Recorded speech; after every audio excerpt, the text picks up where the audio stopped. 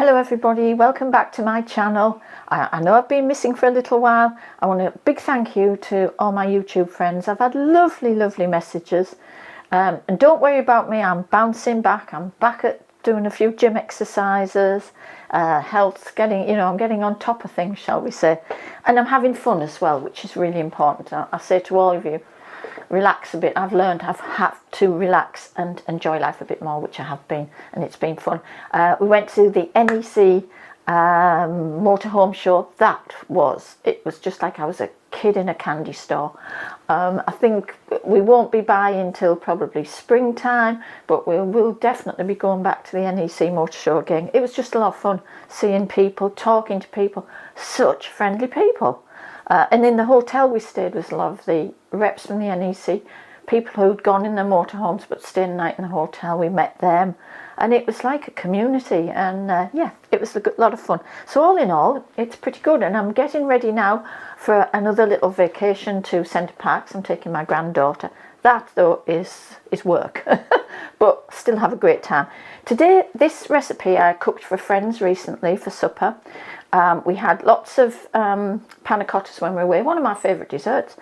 And the guy who was having dinner with us that night said, a lovely friend of ours said, he always thinks they're so difficult. God, they're not, as long as you take your time. I said, take your time, take it slowly, step by step, and it's an easy peasy dessert. So I thought, hang on, I'm going to share this recipe with you all. Great one for Christmas, because it can stand in the moulds in your fridge and you turn them out as and when you need them, okay? They keep, well, I wouldn't keep panna cotta in the fridge longer than probably 3 days, because it loses the lovely creamy, it just gets more rubbery, and you don't want that. Panna cotta wants to be just cut with a spoon, super soft, super creamy.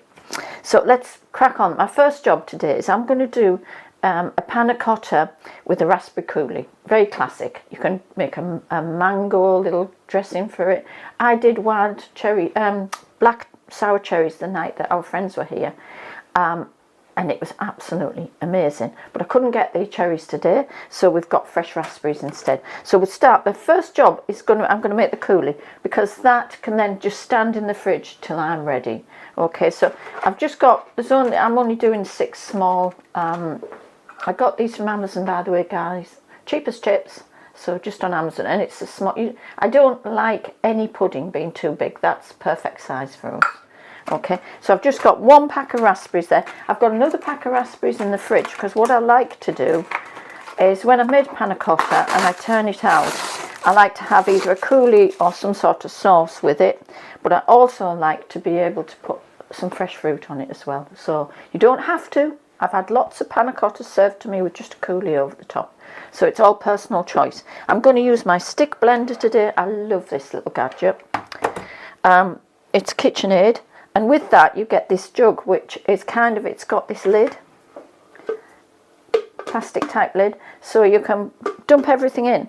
And you can actually put your stick in there, and it's got a bit of a splashback for you. You don't get covered quite so easy. Because trust me, I've done it in bowls where I've covered myself in stuff. But anyway, enough of that. Let's crack on. So I'm just going to tip the fresh raspberries straight into this little jug. This is 125 grams. If you need. I mean, the thing I like with coulis is quite often I don't do the measurements as such. It's pretty much to taste, but this is a good guideline. If I give you a good guideline, you're off to a good start, aren't you? Right, this is my icing sugar. I don't like coulis over sweet, so let's just go with 1.5 of those. Half a lemon, and you don't need half lemon in this quantity. The lemon is just to kind of counterbalance some acid, okay? So it's just literally. And don't worry if a pip goes in, because this is going through the sieve. Right, okay, and just start to... That's it. It's that easy. You want all the seeds leaving there. Now, before I put that into the sink to wash, I'm just going to taste it. Not the blades, folks. Oh, that's going to be perfect. It's really raspberry, but it's got that, the sweetness is there just enough, not too sweet, because don't forget your panna cotta is going to be sweet. And also I'm adding a little bit of magic to it. Okay, before I actually shove it through the through the sieve, this is a raspberry liqueur. Okay, you don't have to have any of this in. If you've got kids, just make a raspberry coulis, okay? But our adult taste is I like a little magic putting into it. So it's just a splash. You don't want, this is a very sweet liqueur. That's a teaspoon. Okay. And my other, this is very in at the moment. I love this brand. It's quality. It's always, whatever I buy from them, I've always thoroughly enjoyed. This is a sour cherry molasses. It's thick, it's unctuous. It's got all those umami flavours that everyone talks about today. Right, and this, again, don't overdo anything. See how thick that is? It's a bit like a balsamic vinegar, only sweet. I'm going to stir that round in there to make sure that's... Oh, God. That's the finishing touch that you want. That takes it from being just a kid's raspberry coulis to a very pleasant adult flavour. Oh, I love raspberries. So we're just going to tip that into here.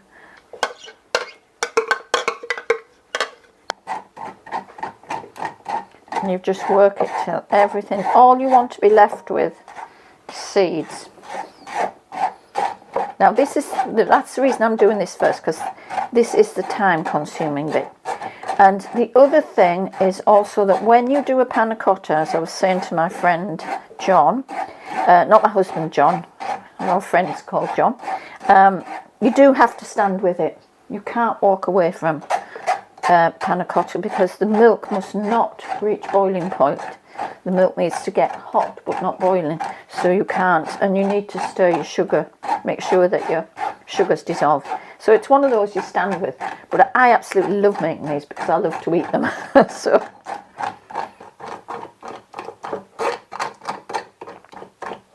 okay, that's it. The coulis through, and those are your pile of raspberry seeds that you're left with. Okay, now a clean spoon and make sure you take everything off the underneath.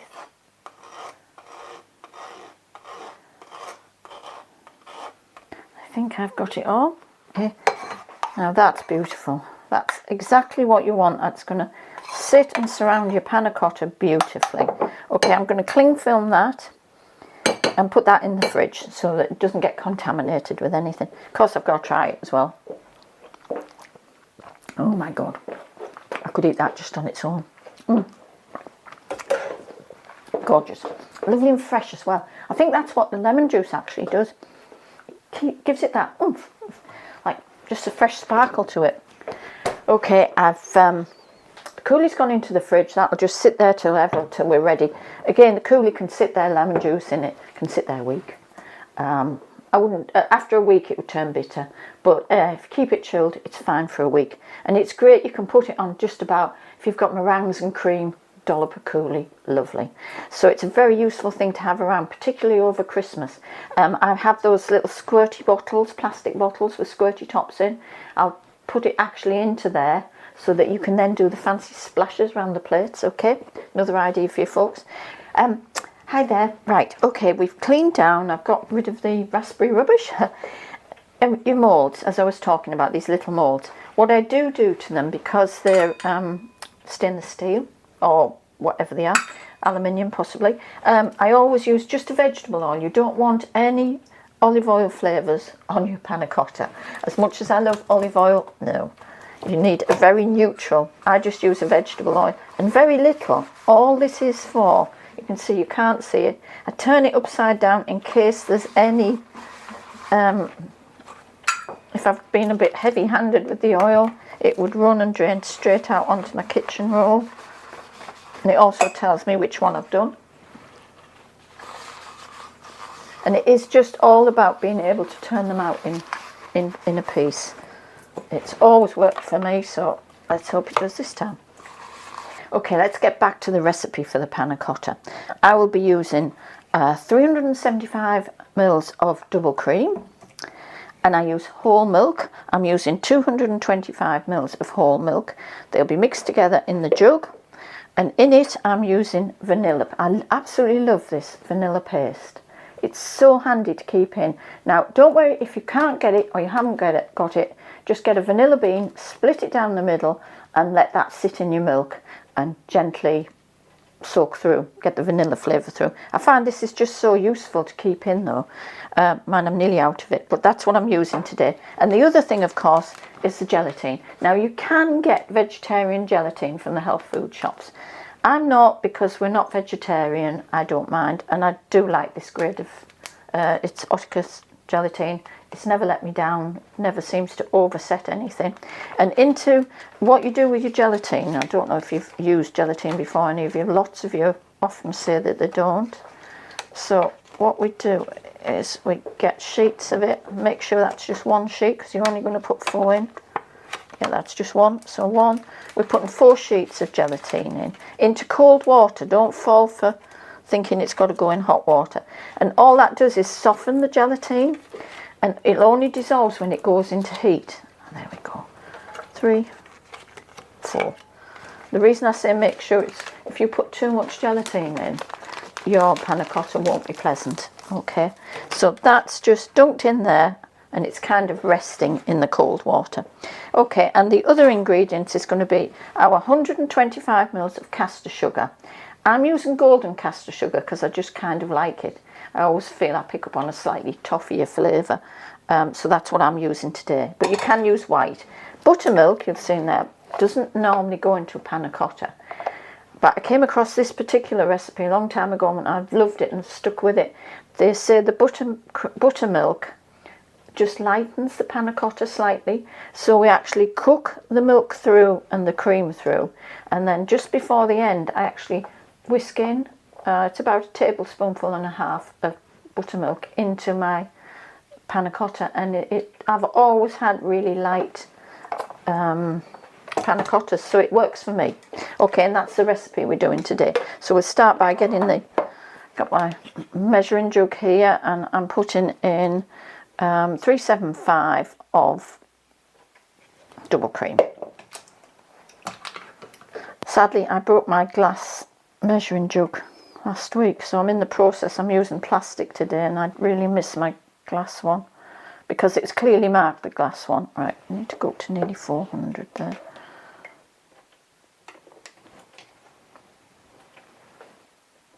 Yeah, that's just about there. Tiny bit more. Our whole milk, we're adding to that 225. So that's going to take it up to 600 mils basically.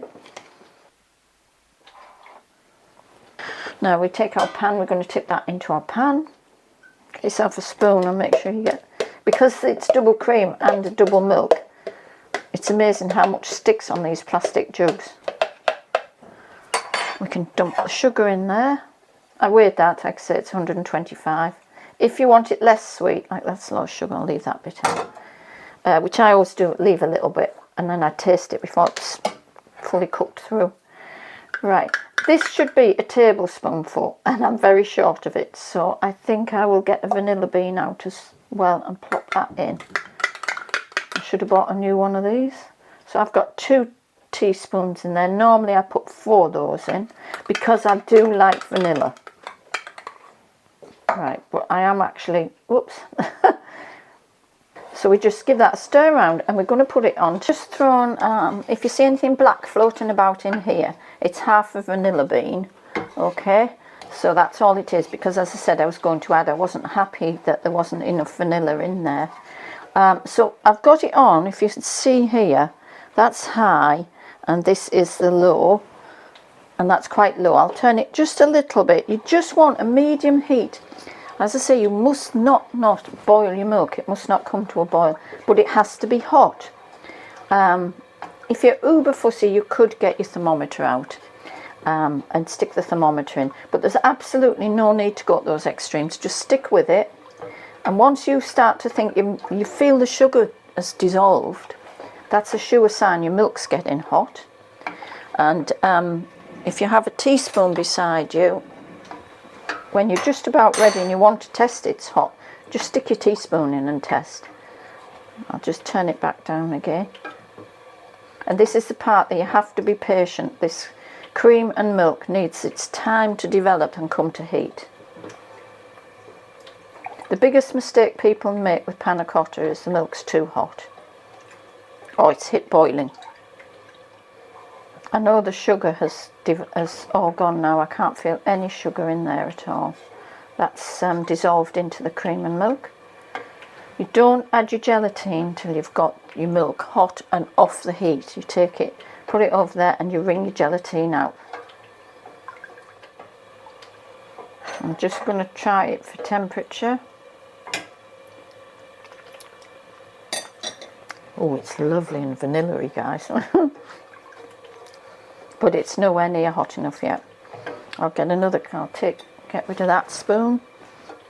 By stirring it, you're actually preventing the boil, but you're allowing the milk to heat, because otherwise, the thing if you boil milk often, you will notice it boils around the side first. So this is why this is a patient job, and you just have to stand and think of what you're creating. Now, if your milk isn't hot enough and you put your gelatine in, it will not dissolve. So that's another reason why the milk does have to be hot enough for that action to happen. Taking that off the heat, I've got bubbles coming. Any bubbles that come in means your milk has suddenly got hot.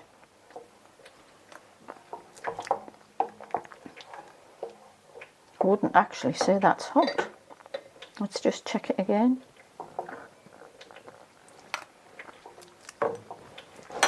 No, that needs to be back on.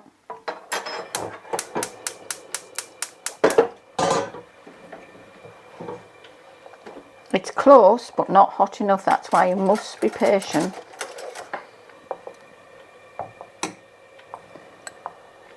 Yep, that's hot. Not boiled, but hot. Okay, so take it off for a minute. Let that all settle down.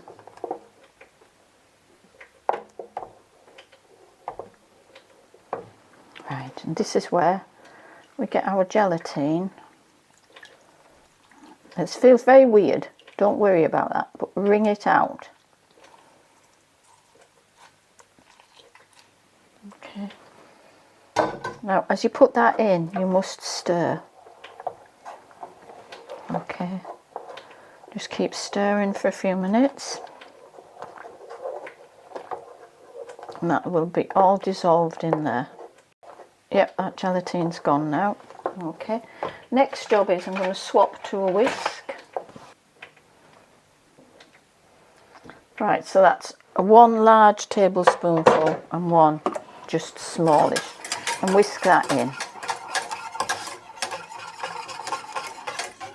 You don't want to be massively whisking, you're just incorporating it into what you've got. Okay. Right, just going to pour this into the jug.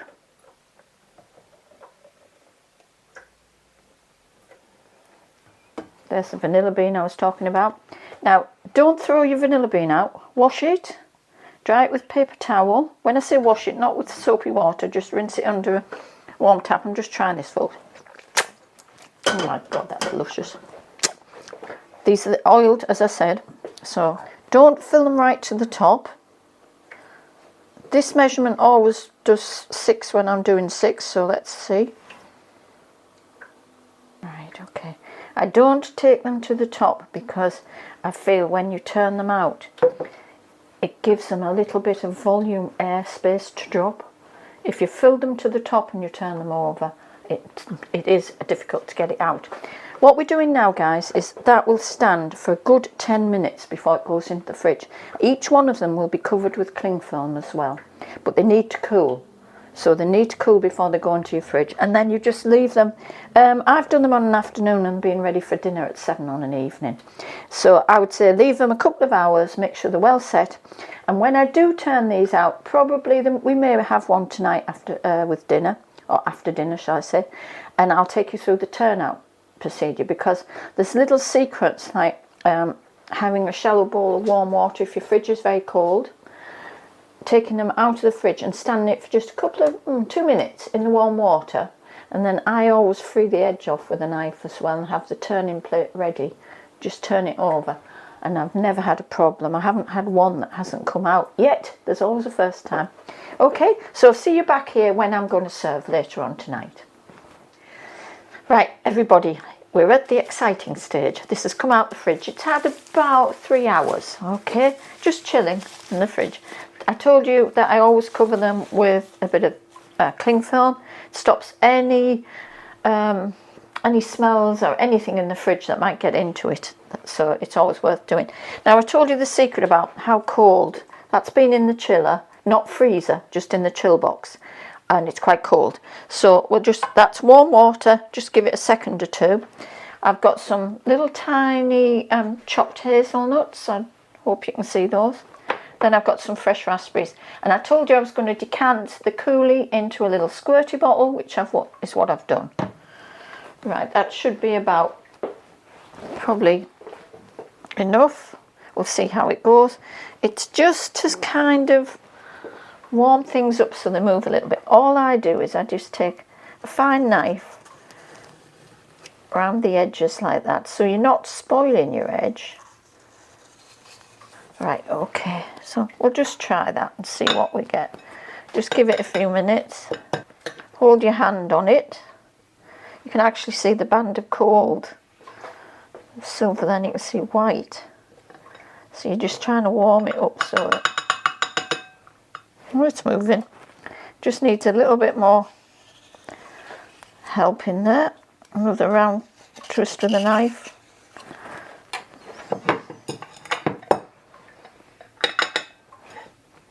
Warm it up again. And there you have it. That wasn't too difficult, was it?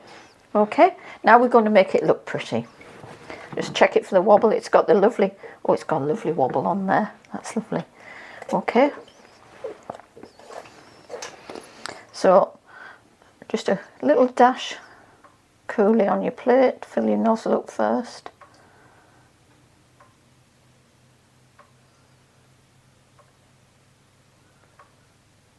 That's all it needs.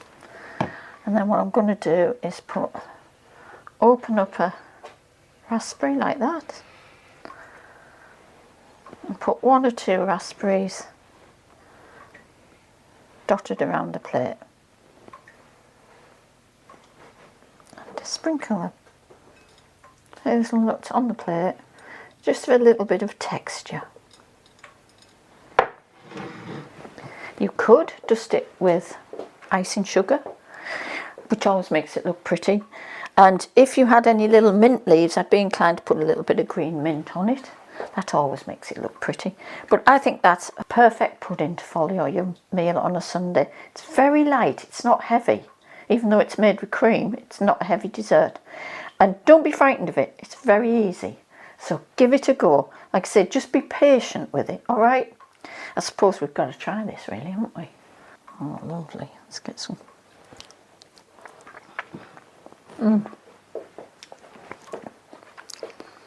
Just melts in your mouth. It's the nuts I'm chewing, by the way. That is beautiful. Okay, guys, as I said, try it. And I was talking to you before about the tip with the vanilla pod. Okay, don't throw it out just because you've used it once. Rinse it under the cold tap. Leave it on some kitchen roll to air dry, and then what I do with them is I put them into my vanilla sugars. I make them vanilla sugar. I put them into all my caster sugars and all my other sugar, so I've always got a hint of vanilla in there, and it's like recycling. Okay, so I hope you all have try this. Hope you are all well and fit, and I love the messages you keep sending me. I have got some like sneaky little nice Christmas starters I'm playing around with. Hope to bring you them in December, just to help the Christmas go with a bit of flourish. Take care, everybody. Thanks for the support, and I'll see you all soon.